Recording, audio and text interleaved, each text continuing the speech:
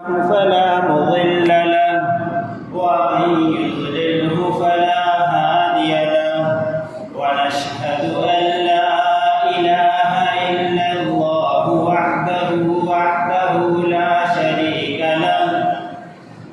شريك له ولا نظير له ولا مثل له ولا مثال له ولا جد له ولا ند له ولا جدال له ونشهد أن سيدنا ومولانا محمدا عبده ورسوله أما بعد فأعوذ بالله من الشيطان الرجيم بسم الله الرحمن الرحيم لقد كان لكم في رسول الله أسوة حسنة لمن كان يرجو الله واليوم الآخر وذكر الله كثيرا صدق الله العظيم صدق رسوله النبي الكريم ومن الشاهدين والشاكرين والحمد لله رب العالمين دل کی گہرائی سے درود اللهم صل على محمد وعلى آل محمد كما صليت على إبراهيم وعلى آل إبراهيم إنك حميد مجيد اللهم بارك على محمد وعلى آل محمد كما باركت على إبراهيم وعلى آل إبراهيم إنك حميد مجيد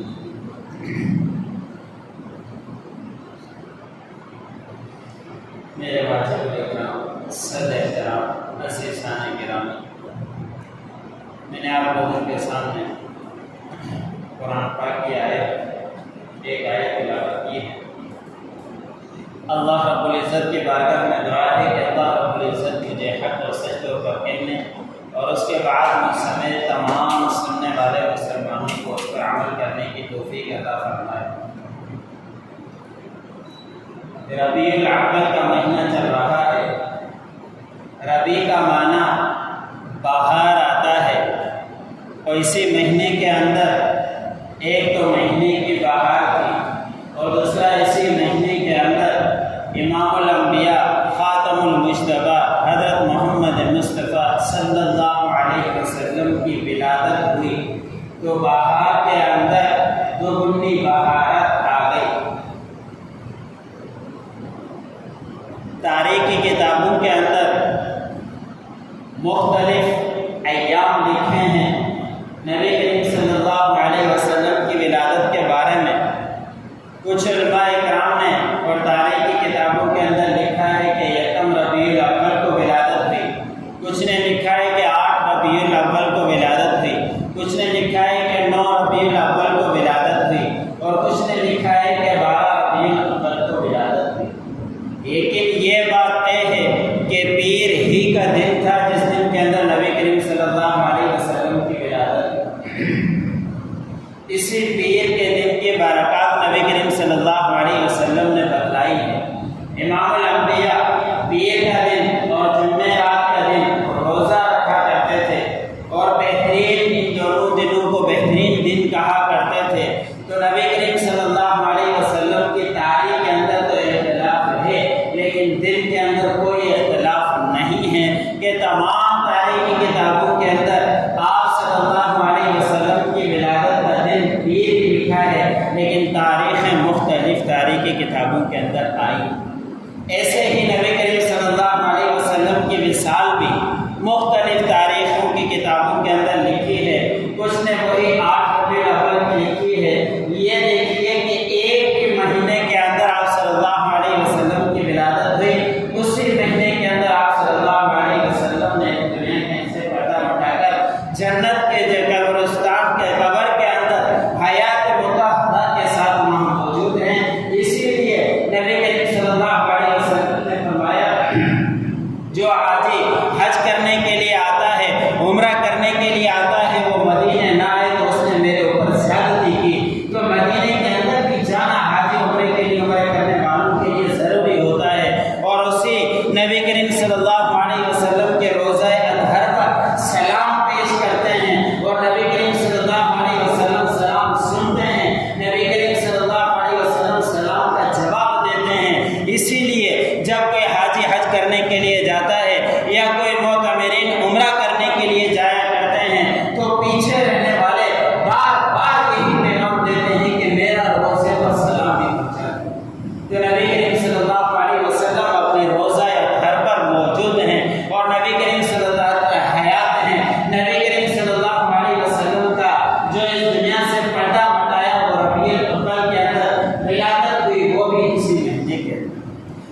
کے اندر مختلف ہیں کہ کون سی تاریخ نبی کریم صلی اللہ علیہ وسلم کی ولادت ہوئی، خاص تاریخ کوئی ایک تاریخ کتابوں کے اندر نہیں ملتی۔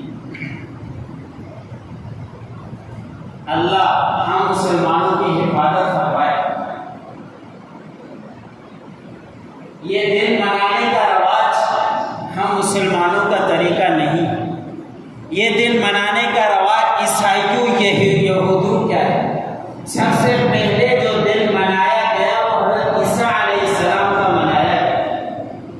پادریوں نے سوچا کہ ہم دن منانے کے لیے لوگوں کو جمع کرتے ہیں، لوگ آئیں اور اس کے اندر ہم عیسیٰ علیہ السلام کی تاریخ بیان کریں گے، سیرت بیان کریں گے تو معاملہ ختم ہو جائے گا۔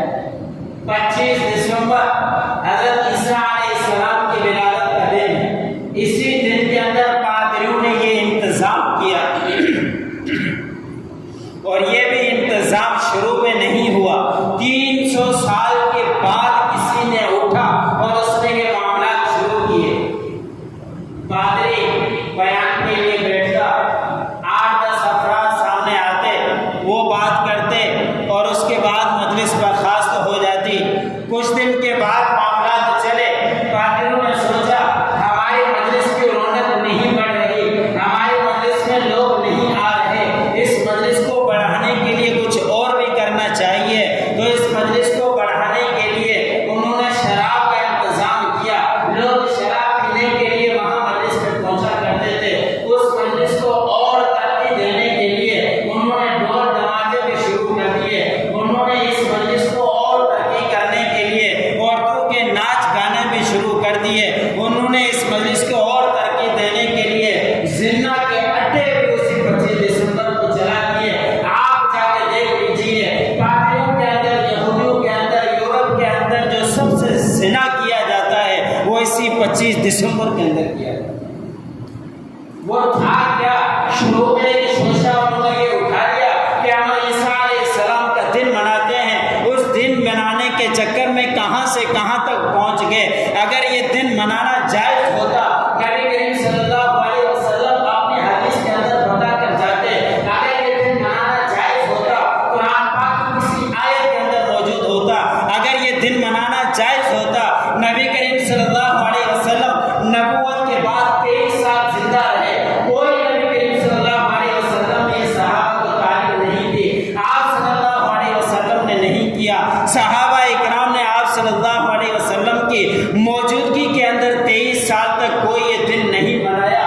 آپ صلی اللہ علیہ وسلم کے وصال کے بعد صحابہ اکرام کا زمانہ تاریخ کی کتابوں کے اندر لکھا ہے کہ 100 سال تک رہا۔ آخری صحابی کا انتقال 100 سال کے بعد ہوا۔ انہیں 100 سال کے اندر کسی بھی صحابی سے یہ بات نہیں ملتی کہ انہوں نے یہ دن منایا۔ میں کسی کے اوپر تنقید کرنے کا مقصد نہیں ہے، میرا مقصد جو حقیقت بات ہے وہ آپ لوگوں تک پہنچانے کا انتظام کرنا، وہ ہماری ذمہ داری ہوا کرتی ہے۔ میں کسی کو بھی تنقید نہیں کرتا، میں کسی کو منع نہیں کرتا وہ نہ کریں، جسے جس طرح کرنا ہے وہ کرتا رہے، لیکن جو بات تاریخ کی کتابوں کے اندر، حدیثوں کے اندر ملتی ہے وہ بات آپ کو پہنچانا ہماری ذمہ داری ہے۔ نبی کریم صلی اللہ علیہ وسلم سے سب سے بہترین اتباع سنت کی اتباع ہے، ان کی پیروی کی اتباع۔ ابھی کسی عالم کا میں بیان سن رہا تھا، وہ عالم بھی دوسرے مسلک کا تھا، انہوں نے بھی یہی الفاظ کہے کہ آج کل کا جو معاملات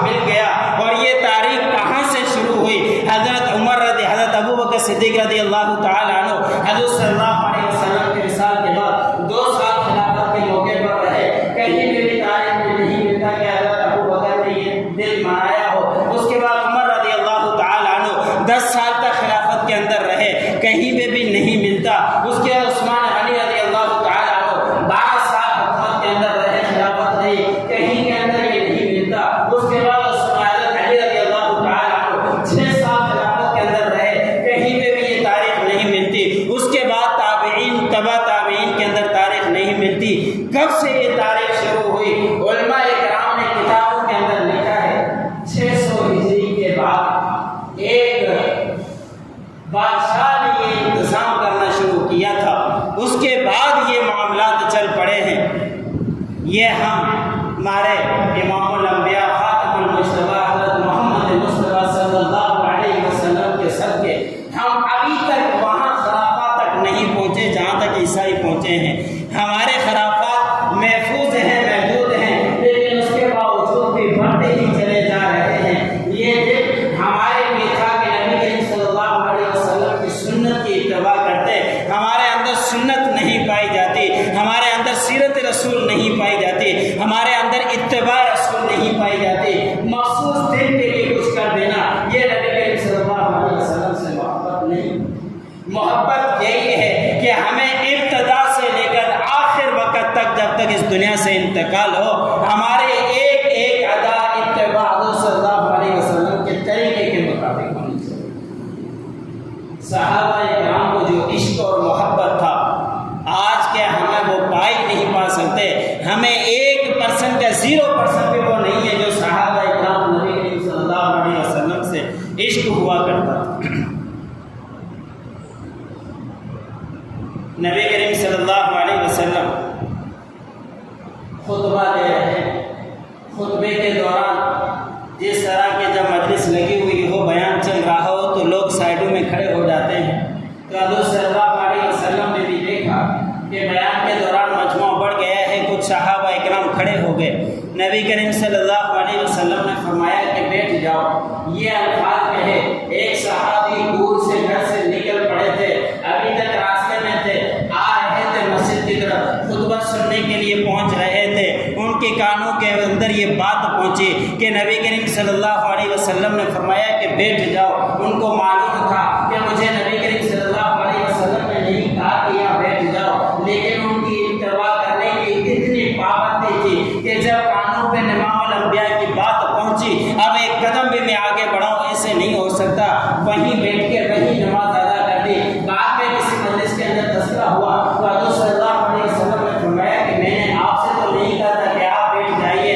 اس وقت صحابی نے کہا کہ یا رسول اللہ، جب آپ کی زبان مبارک سے میں نے بات سن لی، اب مجھ سے گوارا نہیں ہوا کہ میں وہاں اس مجلس سے تھوڑا سا بھی ایک قدم آگے اٹھا سکوں۔ اتباع ہوتی ہے، اس طرح ہوا کرتی ہے۔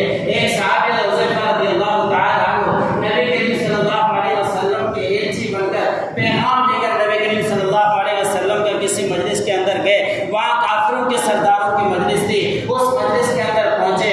مجلس پر جو بات چیت چلنے سے پہلے کھانا لگا، وہ صحابی صلی اللہ علیہ وسلم کا صحابی اس دسترخوان پر بیٹھ کر کھانا شروع کیا۔ کھانے کے دوران ایک لقمہ نیچے گر گیا، اس صحابی نے وہ لقمہ اٹھا کر صاف کر کے کھانے ہی والے تھے، ایک شخص نے برابر میں بیٹھ کر کوہنی لگائی کہ خاموش ہو جاؤ، یہ لقمہ چھوڑ دو، آپ کیا کر رہے ہو، یہ لقمہ اٹھاؤ گے، یہ بھری مجلس بڑے سرداروں کی مجلس ہے، یہ لوگ کیا کہیں گے کہ یہ محتاج ہیں، ان کو کھانا نہیں ملتا، نیچے سے اٹھا کر یہ کھانا کھا رہے ہیں۔ اس صحابی نے کہا کہ یہ کتے ہیں، جو کہنا چاہیں کہتے رہیں، میں نبی کریم صلی اللہ علیہ وسلم کی سنت کو نہیں چھوڑ سکتا، اس لیے کہ نبی کریم صلی اللہ علیہ وسلم کی سنت ہے کھانے کے دوران اگر لقمہ نیچے گر جائے اور وہ صاف ہو کھانے کے لائق ہو تو اس کو کھا لینا چاہیے۔ یہ امام الانبیاء نے فرمایا ہے۔ ان صحابہ اکرام کی بھری مجلس کے اندر اس کو یہ گوارا نہیں کہ مجھے تانے دیں گے، جو بھی کہیں گے کہتے رہیں، لیکن ان کی اتباع اس طرح کی تھی کہ انہوں نے وہ لقمہ نہ چھوڑا اور اتباع کرنے کی نسبت سے بھری مجلس کے اندر وہ لقمہ اٹھا کر کھا لیا۔ ہم کیا کرتے ہیں؟ ہم یہی سنت کی اتباع نہیں کرتے۔ نبی کریم صلی اللہ علیہ وسلم کی سنت ہے اپنے پانچے ٹخنوں سے اوپر رکھو۔ سب بعید نبی کریم صلی اللہ علیہ وسلم نے بیان فرمائی ہے۔ امام الانبیاء نے فرمایا کہ جس کے پانچے ٹخنوں کے نیچے ہوں گے وہ ایک طرح سے جہنم کے اندر داخل ہوگا۔ اتنی سب بعید نبی کریم صلی اللہ علیہ وسلم نے سنائی۔ ہمارے پانچے ٹخنوں سے اوپر نہیں ہوتے، اس لیے کہ لوگ کیا کہیں گے، لوگ تانے دیں گے کہ یہ کیا ہو گیا، عجیب سے پانچے ٹخنوں سے اوپر کا عجیب سا لگ رہا ہے۔ ہمیں عجیب کے شکل کی وجہ سے ہم نبی کریم صلی اللہ علیہ وسلم کی سنت کو چھوڑ دیں۔ عثمان غنی رضی اللہ تعالیٰ عنہ کے واقعہ ہے، ایک مجلس کے اندر وہاں پہنچے، وہ بھی بڑے سرداروں کی مجلس تھی۔ حضرت صلی اللہ علیہ وسلم عثمان غنی رضی اللہ تعالیٰ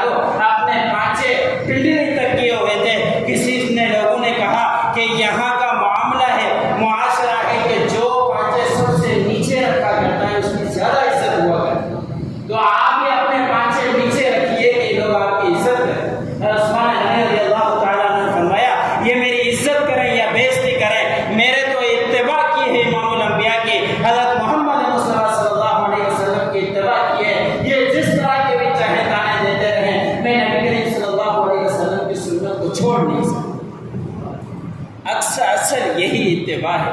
ہم سے سنتوں کی اتباع نہیں ہوتی، مخصوص دن آئے اور ہم نے خوشی منانی، اس کے بعد معاملہ ختم ہو گئے، یہ اتباع نہیں ہے، یہ عشق رسول نہیں ہے، یہ محبت رسول نہیں ہے۔ اسی عشق محبت کے بہانے سے کتنے گناہ ہو رہے ہیں، کبھی اس کے بارے میں بھی غور و فکر کیا؟ کتنے کون سی مجلس ایسی ہے یا لوگوں پر چلنے والی کون سی ایسی ہے جس کے اندر موسیقی نہ ہو؟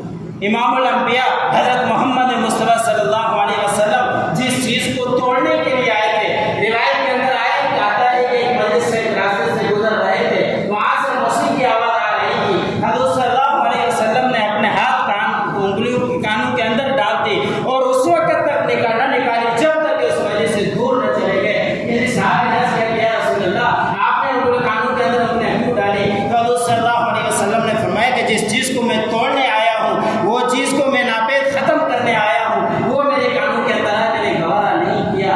حدیث کے اندر آتا ہے کہ نبی کریم صلی اللہ علیہ وسلم نے فرمایا میرا کام یہی ہے کہ موسیقی کو توڑ دو، لیکن ہماری مجلسیں، ہماری کون سی ایسی مجلسیں جو موسیقی کے بغیر ہو؟ ابھی روڈوں کے اندر جائے تو اس کے اندر ڈول تماشے اور یہ موسیقیاں چل رہی ہے۔ اس کے ساتھ ساتھ اس سے خرافت یہ ہے کہ مجلسیں لگتی ہے، اس کے اندر مرد اور عورت کا اختلاط ہوتا ہے، مرد اور عورت کا اختلاط منع ہے، حرام ہے کہ مرد اور عورت ایک ساتھ بیٹھیں، لیکن نبی کریم صلی اللہ علیہ وسلم کی سیرت چل رہی ہے، اس کے اندر یہ معاملات چل رہے ہیں، گناہ چل رہے ہیں۔ اور عورت کی آواز کے مطابق نبی کریم صلی اللہ علیہ وسلم نے فرمایا کہ جس طرح کے زنا اور ہے اسی طرح آواز بھی آ جائے اور مرد اس کی آواز کی لذت حاصل کرے، وہ بھی گناہ کے زمرے کے اندر آتا ہے۔ اور یہ آواز چلا کر، نعتیں چلا کر پورے مجلس کے اندر عورتوں کی آواز پھیلائی جا رہی ہے، یہ بھی گناہ ہمارے معاشرے کے اندر چلتا جا رہا ہے۔ اگر کہیں مجلس لگی وہاں افراد 30 40 50 ہیں، لیکن مائک ایسے تیز چل رہے ہیں کہ پورے معاشرے کے اندر، پورے محلے کے اندر وہ